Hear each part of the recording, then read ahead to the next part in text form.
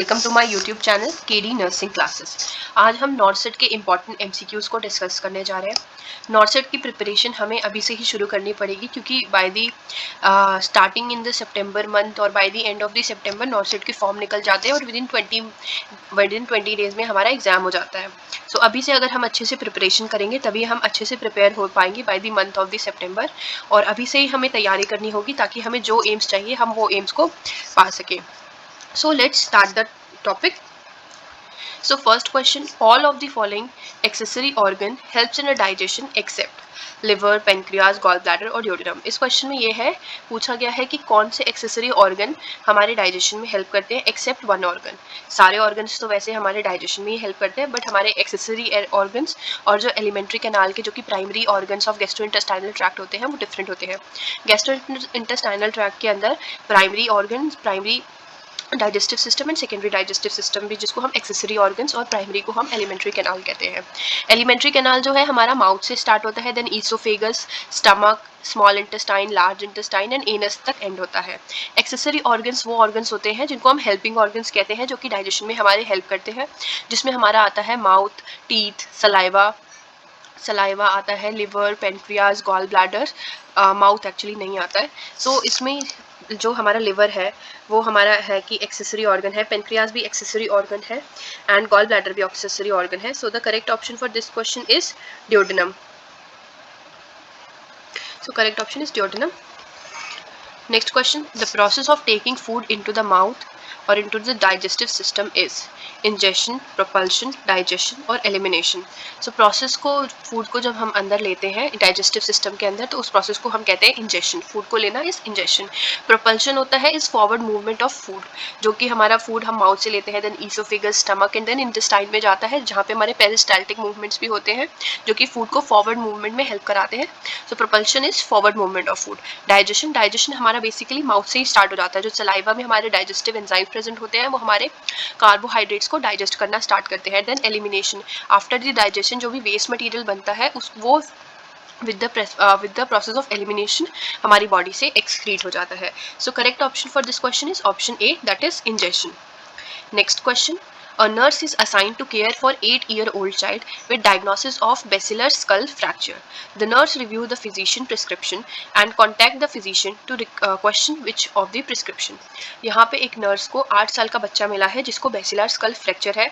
उसने डॉक्टर के प्रिस्क्रिप्शन को पढ़ा और उसमें देखा कि ये क्यों लिखा गया है प्रिस्क्रिप्शन में। देन वो डॉक्टर को कॉन्टैक्ट करती है और उस प्रिस्क्रिप्शन के रिगार्डिंग पूछती है, तो ऐसा क्या प्रिस्क्रिप्शन है।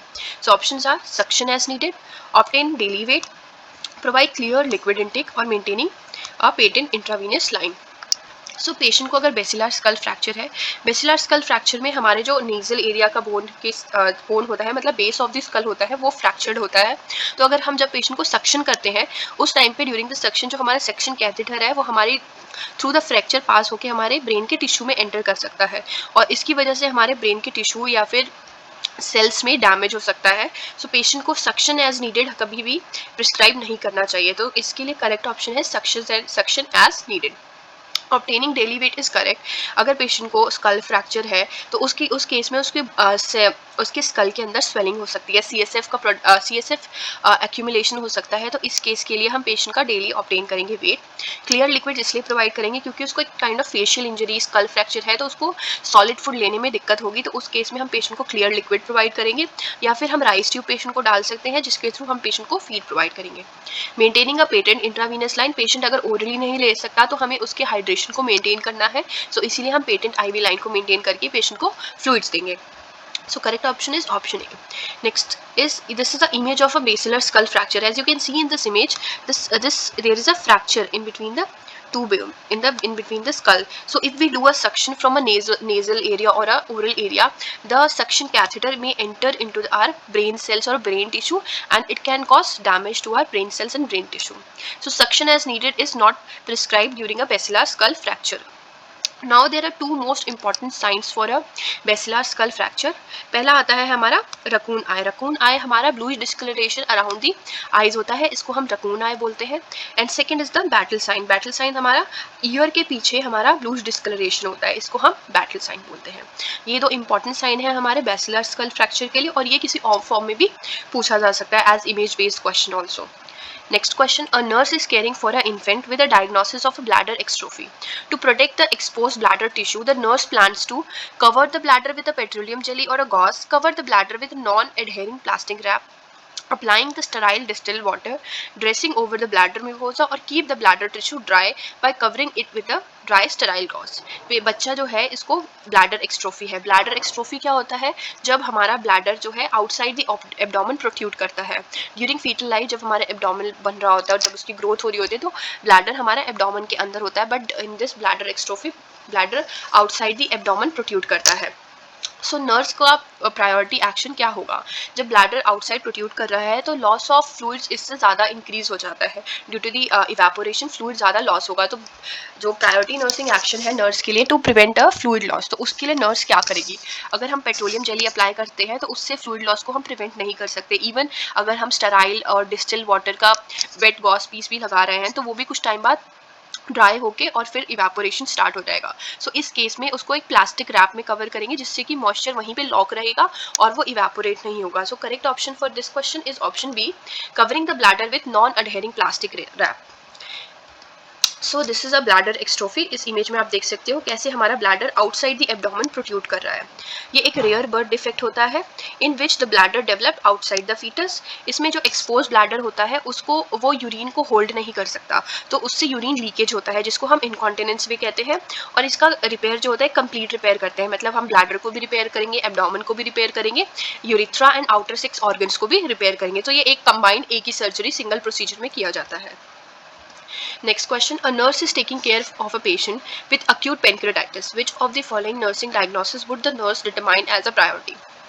एक पेशेंट है जिसको पेनक्रेटाइटिस है और नर्स उसका केयर कर रही है, तो नर्स के लिए प्रायोरिटी नर्सिंग डायग्नोसिस क्या होना चाहिए। पहला है acute pain related to effect of pancreatitic inflammation and enzyme leakage, deficient fluid volume related to blood and gastrointestinal losses, risk of impair integrity related to pruritus और risk of activity intolerance related to debilitation. Debilitation का mean होता है state of weakness को हम डेबिलिएशन बोलते हैं। Pancreatitis के case में सीवियरली बहुत ज़्यादा पेन होता है, तो पेशेंट नर्स के लिए जो प्रायोरिटी नर्सिंग डायग्नोसिस होगा वो होगा acute pain related to effect of pancreatitic inflammation and enzyme leakage. Deficient fluid volume भी नेक्स्ट उसका प्रायोरिटी डायग्नोसिस हो सकता है, पर इस केस में हमारा पेन जो होगा वो प्रायोरिटी नर्सिंग डायग्नोसिस होगा। और ड्यूरिंग पेनक्रेटाइटिस हम पेशेंट को यूजुअली एनपीओ रखते हैं जस्ट बिकॉज, क्योंकि अगर पेशेंट कुछ ओरली लेता है इस वजह से एंजाइम रिलीज होता है तो और पेन ज़्यादा इंक्रीज होगा, तो हम पेशेंट को एनपीओ रखते हैं एंड आईवी फ्लूइड्स प्रोवाइड करते हैं।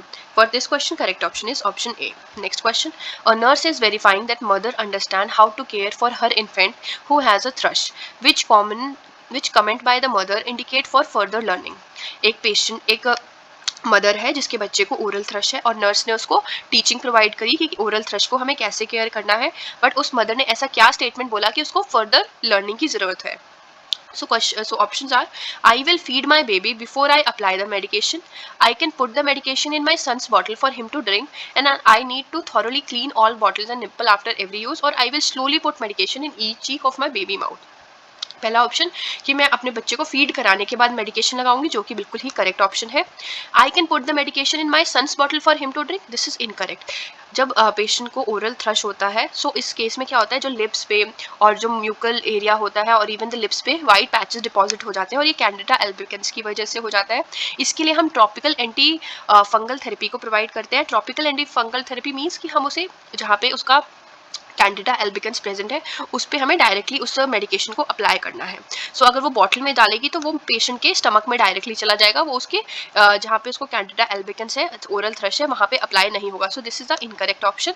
आई need to thoroughly clean all bottles and nipple after every use, so this is correct. After feeding nipples और बॉटल को क्लीन करना जरूरी है ताकि बच्चे को हम इन्फेक्शन से प्रिवेंट करके रखें।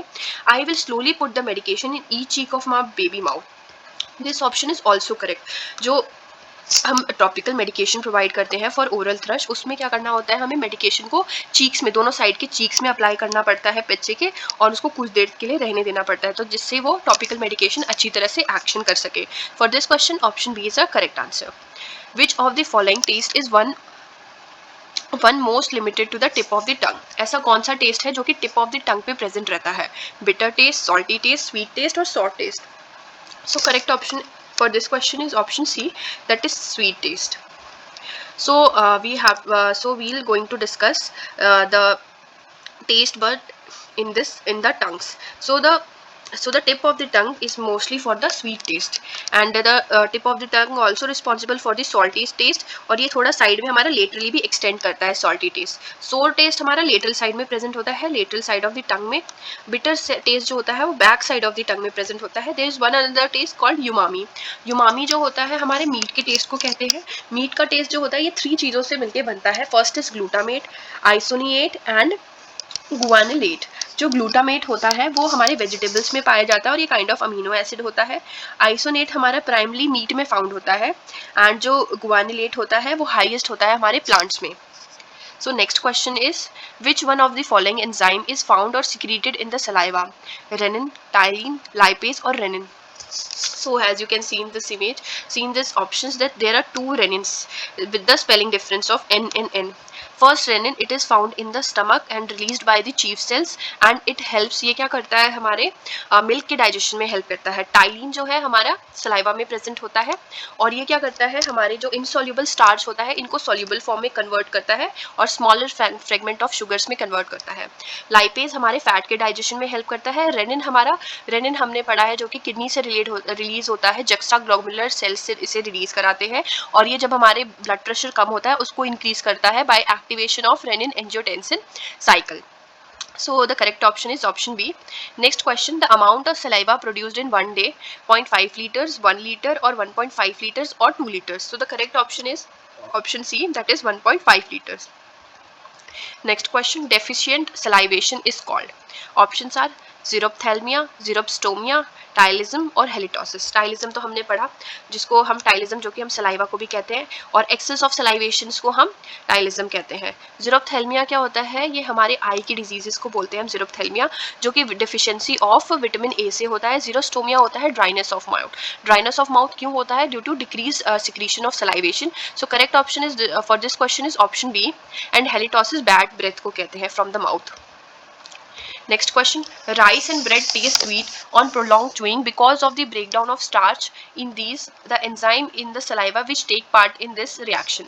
जब हम राइस और ब्रेड को खाते हैं कुछ देर बाद वो हमें स्वीट टेस्ट करने लगता है, तो इसके लिए कौन सा एंजाइम्स जो कि सलाइवा में प्रेजेंट रहता है रिस्पॉन्सिबल है? First option are pepsin, second is renin, third is amylase and fourth is invertase. So the correct option for this question is amylase. क्या करता है अमाइलेज? जो हमारे हम ब्रेड और राइस को खाते हैं तो ये जो हमारे कार्बोहाइड्रेट्स होते हैं देन इसको कन्वर्ट कर देता है इन शुगर्स में, और शुगर स्वीट होते हैं. सो अमाइलेज इस एक्शन के लिए रिस्पॉन्सिबल होता है. पेप्सिन हमारे स्टमक में प्रेजेंट रहता है जो कि प्रोटीन के डाइजेशन में हेल्प करता है, प्रोटीन को कन्वर्ट करता है अमीनो एसिड्स में. रेनिन हमारे मिल्क के डाइजेशन में हेल्प करता है. इन्वर्टेज जो एंजाइम है वो हमारे सेल वॉल में प्रेजेंट रहता है जो कि ह्यूमन बॉडी में as antioxidant and immune system में हेल्प करता है. Next question, early form of periodontal disease is. Early form of periodontal disease क्या होती है? पेरिडोंटाइटिस क्या होता है? पेरिडोंटाइटिस जो हमारे टीथ की सपोर्टिंग टिश्यूज होते हैं उसमें इन्फ्लेमेशन को हम पेरिडोंटाइटिस कहते हैं. Oral cavity is not any periodontal disease. Gingivitis is inflammation of gums and dental caries, जिसको हम कैविटीज बोलते हैं अर्ली लेमन लैंग्वेज में कैविटी, और इसमें क्या होता है हमारे स्मॉल स्मॉल होल बनने शुरू हो जाते हैं जिनको हम कैविटी कहते हैं टीथ्स में. So the correct option for this question is option C. Early stage of periodontal disease होता है gingivitis. Late stage is periodontitis होता है. So correct option is option C. I hope you like my video, so please do like, share and subscribe to my channel and stay tuned with KD Nursing Classes. और आप मुझे इस comments में, इस video के comment में बता सकते हैं कि आप किस टॉपिक के रिगार्डिंग पढ़ना चाहते हैं.